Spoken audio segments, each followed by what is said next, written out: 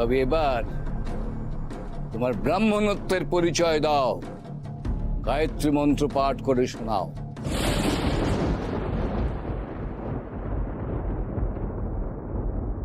দেখি দেখি তোমার বাবা তোমাকে কেমন শিক্ষা দিয়েছেন। গায়ত্রী মন্ত্র আমি তো একবার শুনেছিলাম, কিন্তু কোথায়, কিভাবে, কার মুখে, কিছুই এখন মনে পড়ছে না। কেন? 1 2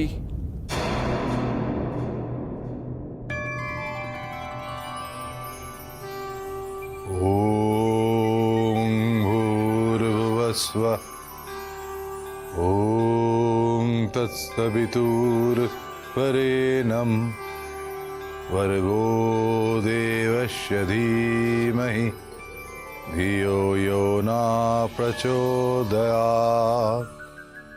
ওম ওম ভূর্ভুবস্সুঃ তৎসবিতুর্বরেণ্যং ভর্গো দেবস্য ধীমহি ধিয়ো यो न প্রচোদয়াৎ।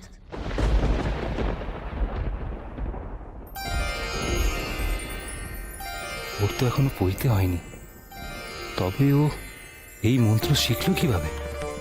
সঠিক, একদম ঠিক।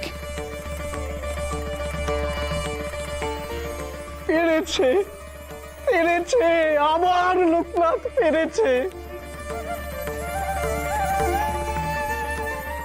আমি জানতাম দিদু দাদা, লোকনাথ পারবেই। আমি বলেছিলাম না, লোকনাথকে কেউ হারাতে পারবে না। কি পণ্ডিত মশাই, আর কিছু জিজ্ঞাসা করার আছে আপনার? ছেলেটা এটাও জেনে রেখেছে। ঠিক আছে, বড় শিব ভক্ত তো, এবার দেখি শিব ওকে কিভাবে বাঁচায়। গায়ত্রী মন্ত্র জানা থাকলেই তাকে শাস্ত্রজ্ঞ বলা যায় না। এতই যখন মন্ত্রতন্ত্র জানো, শিবরুদ্র মন্ত্রটা বলো দেখি।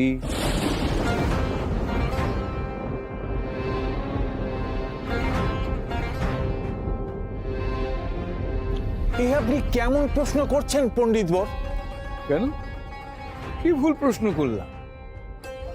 মিত্র, মিত্র তুমি ভুলে যাচ্ছ, তুমি একটি শিশুকে প্রশ্ন করছো। অনেক বড় শিব সাধকও এই শিবরুদ্র মন্ত্র জানে না। তুমি বোধহয় ভুলে যাচ্ছ মিত্র, আমি এ প্রশ্ন শুধু বালককে করিনি, করেছি নিজেকে পণ্ডিত জাহির করতে চাওয়া এক শিবের চেলাকে। তোমরাই তো বলো, তোমরাই তো বলো ও নাকি শিবের অংশ। তাহলে তো শিবরুদ্র মন্ত্র জানা উচিত। বলো তো দেখি। আর এটাও মনে রেখো, এটাও মনে রেখো, এ প্রশ্নের উত্তর যদি ও দিতে পারে তবেই আমাকে প্রশ্ন করার অধিকার ও পাবে। এ কেমন নিয়ম? পরপর দুটো প্রশ্নের উত্তর সঠিক দিয়েছে লোকনাথ, তারপরেও কেন প্রশ্ন করার সুযোগ পাবে না আপনি বলুন? এটাও তর্ক সভার নিয়ম, এই নিয়মেই তর্ক সভার কাজ হয়। পণ্ডিত বর ভুল কথা বলছেন না। হ্যাঁ, ঠিকই তো। লোকনাথ নিজে আগে যেচে বলেছে যে ও প্রশ্নের উত্তর দেবে। পরপর তিনটে প্রশ্ন যদি উত্তর দিতে না পারে তাহলে ওর প্রশ্ন করার কোনো অধিকার নেই। এবার কি হবে? লোকনাথের মুখ দেখে তো বোঝা যাচ্ছে না যে ও পারবে। পারবে, পারবে, অবশ্যই পারবে। লোকনাথের উপরে আমাদের পুরো ভরসা আছে। এবার কি হবে? এই মন্ত্র তো লোকনাথ কোথাও শুনে থাকবে বলে মনে হয় না। তাহলে বলবে কিভাবে? এবার তো আমি বাগে পেয়েছি বাছাধন, দুবার তুমি বেঁচে গেছো। এবার কি করে বাঁচো আমি সেটাই দেখব। শুধু আমার সম্মান বাঁচানোর জন্য আজ ছেলেটা এখানে বসেছে। ঠাকুর, তুমি তোর সাথেই থাকো সব সময়, তবে আজ কেন সহায় হচ্ছ না ঠাকুর? 1 2 3 বাবা, তুমি হেরে যেতে পারো না। তোমাকে যেভাবেই হোক পারতেই হবে। ঈশ্বর, লোকনাথের সহায় হও, লোকনাথের সহায় হও। 4 5 6 মনকে শান্ত করতে শিবের মন্ত্র জপ করতে হয় রে। নমস্তে রুদ্রমণ্ডব ইতত ঈষদে মম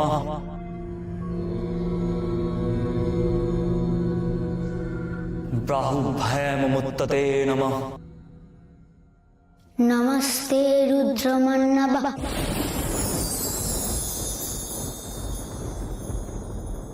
উতত ঈশবে নমঃ। বাহুভ্যামতে নমঃ।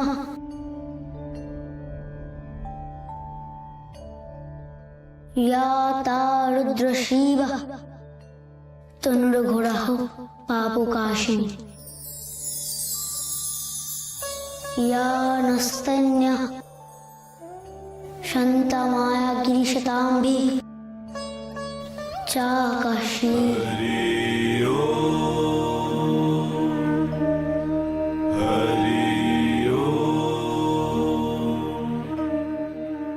এই মন্ত্র লোকনাথ জানলো কিভাবে?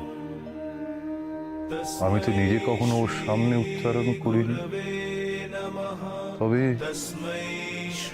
ओम नमः शिवाय, ओम नमः शिवाय, ओम नमः शिवाय। অপূর্ব, এই বালকের মুখ থেকে শিবরুদ্র মন্ত্র শোনা আমার জীবনের এক অভূতপূর্ব অভিজ্ঞতা। হ্যাঁ, আমারও তাই। এক কথায় অপূর্ব। লোকনাথ, ওরে লোকনাথ, এই মন্ত্র কোথায় শিখলি রে? আমার নিজেরই তো পুরো স্তব মনে ছিল না রে। কাল ধ্যানে বুড়ো শিব এসে শিখিয়ে দিয়ে গেছিল যে। তবে নিশ্চয়ই ওই মানেটাও শিখিয়ে দিয়ে গেছে বুড়ো শিব। বলো তো মানেটা কি?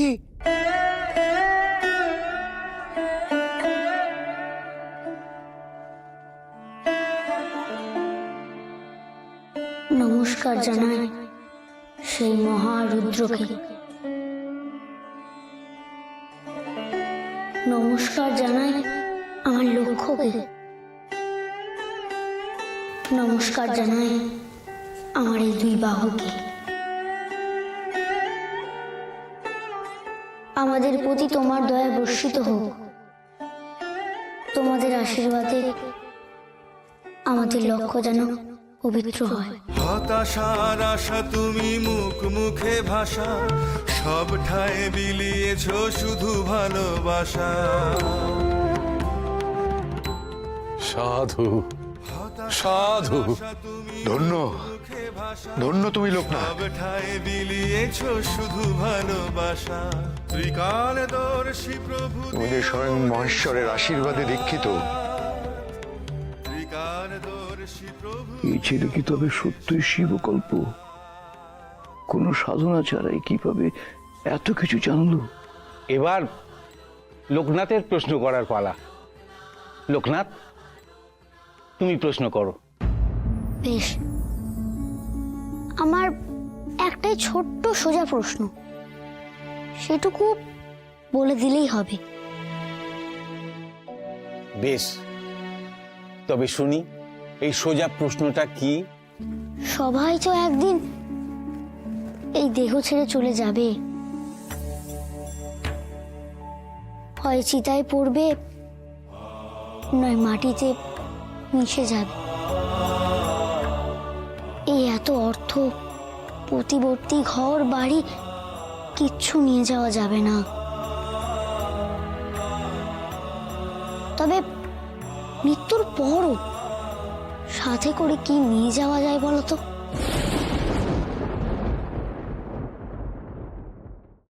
এই এত অর্থ, প্রতিবর্তী ঘর বাড়ি কিচ্ছু নিয়ে যাওয়া যাবে না। তবে মৃত্যুর পরও সাথে করে কি নিয়ে যাওয়া যায় বলো তো?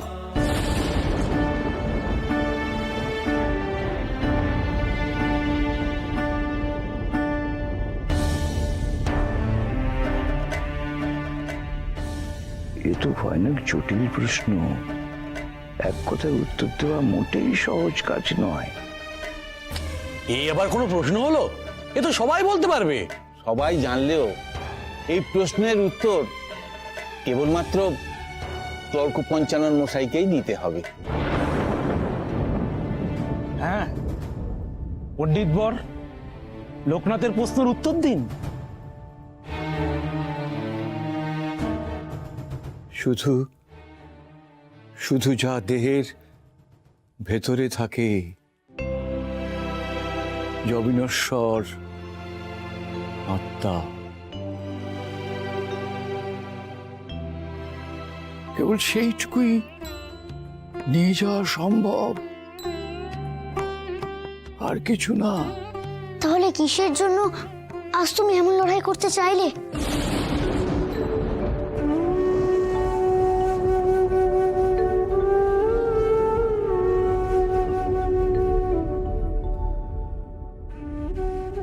সম্মানের কারণে আজ এখানে আমাকে এভাবে আসতে হলো। যা কিনা সাথেই থাকবে না, মিছে তাকে পাওয়ার জন্য এত লড়াই কিসের গো? জানো তো, রাগ করলে কষ্ট বাড়ে। সেদিন আমার ওপর রাগ করে তোমারও বেশ কষ্ট হচ্ছিল, এটা আমি বুঝতে পেরেছিলাম। তাহলে ন্যায়াধীশ পণ্ডিতগণ, এই সভার ফলাফল কি হলো? কে জিতলো? আজকের এই সভায় লোকনাথ যেমন সমস্ত প্রশ্নের উত্তর দিতে পেরেছে, তেমনি তেমনি তর্ক পঞ্চানন মশাইও লোকনাথের প্রশ্নের উত্তর দিয়েছে। তাই আজকের সভায় দাঁড়ান,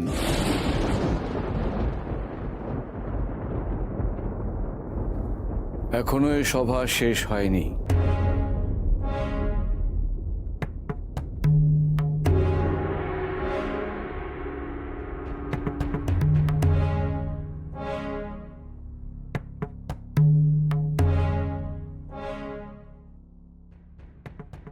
আমি তোমার কাছে হার মেনে নিলাম লোকনাথ।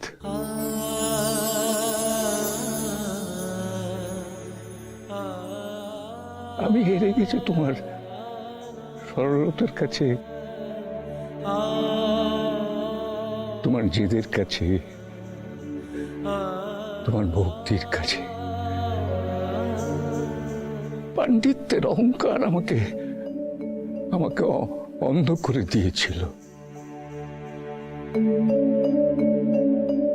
আজ বুঝেছি লোকনাথ, পাণ্ডিত্য শুধু পুঁথি পাঠ করলেই আসে না, তার জন্য এই অন্তর্দৃষ্টি থাকা দরকার,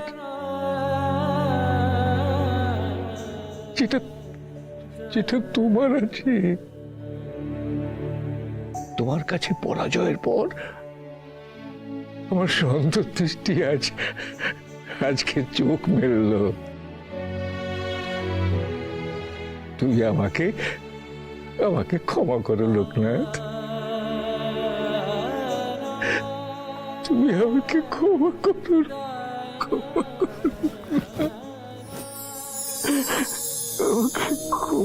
গুরু।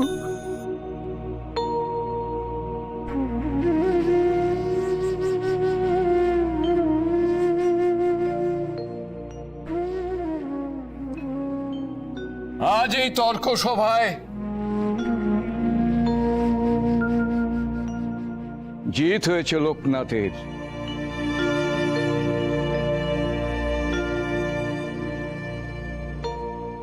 আমি হার স্বীকার করে নিচ্ছি। আমি গাঁ ছেড়ে চলে যাচ্ছি।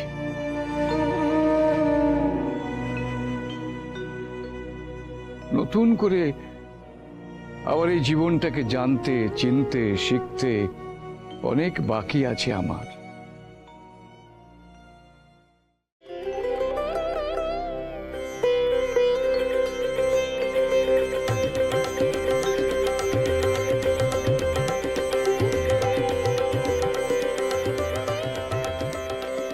মা, কি হয়েছে রে? মা, লোকনাথ ওই পণ্ডিতকে হারিয়ে দিয়েছে। কি বলছিস কি তুই অন্য? সত্যি? হ্যাঁ মা, এই তো সবাই মিলে তো বলাবলি করছিল ওই পণ্ডিত নাকি নিজে হার স্বীকার করেছে। ঠাকুর, তুমি ধন্য, তুমি ধন্য ঠাকুর। তোমার আশীর্বাদে আমি এরকম একটা ছেলে পেয়েছি। সত্যি গো মা, লোকনাথ কেমন গোটা সংসারটাকে আগলে রেখেছে বলো তো। আমি তো মাঝে মাঝে দেখেই ভাবি এইটুকুনি বয়সে এত শক্তিও পেল কোত্থেকে। তুই এক মহা সাধককে জন্ম দিয়েছিস, যাকে নিজের ছেলে বলে আঁকড়ে ধরে রাখতে চাইছিস। সে মস্ত বড় সাধক। সে তার নিজের নির্দিষ্ট অভীষ্ট পূরণ করতেই এসেছে। তাই বৃথা আঁচল পেতে তাকে আটকে রাখার চেষ্টা করিস নে রে মা।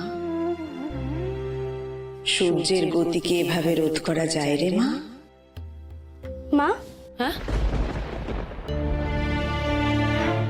কি এত ভাবছো বলো তো? ওটা আবার কি ফেললে বলো তো? ও, পুজোর ফুল। তোমার কি হয়েছে বলো তো? সারাক্ষণ তুমি এত কি ভাবছো?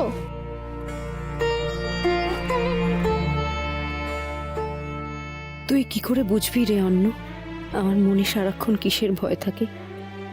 যে ছেলে সংসারটাকে বাঁচানোর জন্য, মা বাবার সম্মান রাখার জন্য এত কিছু করে যাচ্ছে, তাকে যদি কেউ ছিনিয়ে নিতে চায় তখন মায়ের মনে কি চলে তুই জানিস? না না, আজই আমি গুরুদেবকে বলবো। অনেক হয়েছে, এবার যেন লোকনাথকে উনি মুক্তি দেন।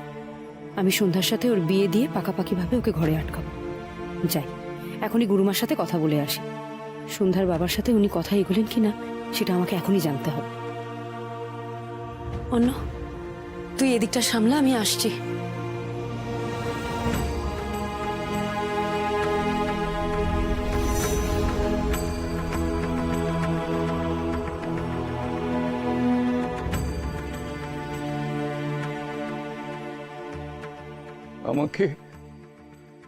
আমাকে ক্ষমা করবেন পণ্ডিত বর। মিথ্যে অহম্বোধে আমি আপনাকে যথেচ্ছ অপমান করেছি। আজ বুঝেছি কেন আপনি লোকনাথের পিতা। আপনি ধন্য, ধন্য পণ্ডিত বর। আপনি ধন্য, ধন্য।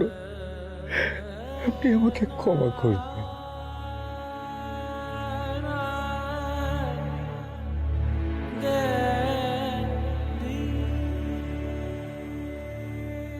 জমিদার মশাই, আজ থেকে সবাই যেন রাম ঘোষালের টোলে পাঠাভ্যাস করেন। আমি যা পারিনি, আমার বিশ্বাস উনি পারবেন। আমার দুই শিষ্যকে আমি এখানে রেখে গেলাম ওনাকে সাহায্য করার জন্য।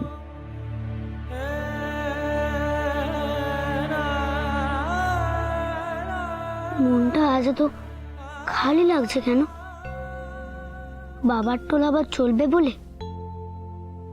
আমি না থাকলেও এই দুজন বাবাকে সাহায্য করার জন্য রইল বলে? হয়তো তাই। অম্বিকা মাও তো এই কথাই বলেছিল মনকে খালি করতে হবে। আজ আমার মন খুব হালকা হয়েছে। তবে কি এবার মায়ের কাছে যাওয়ার সময় হলো?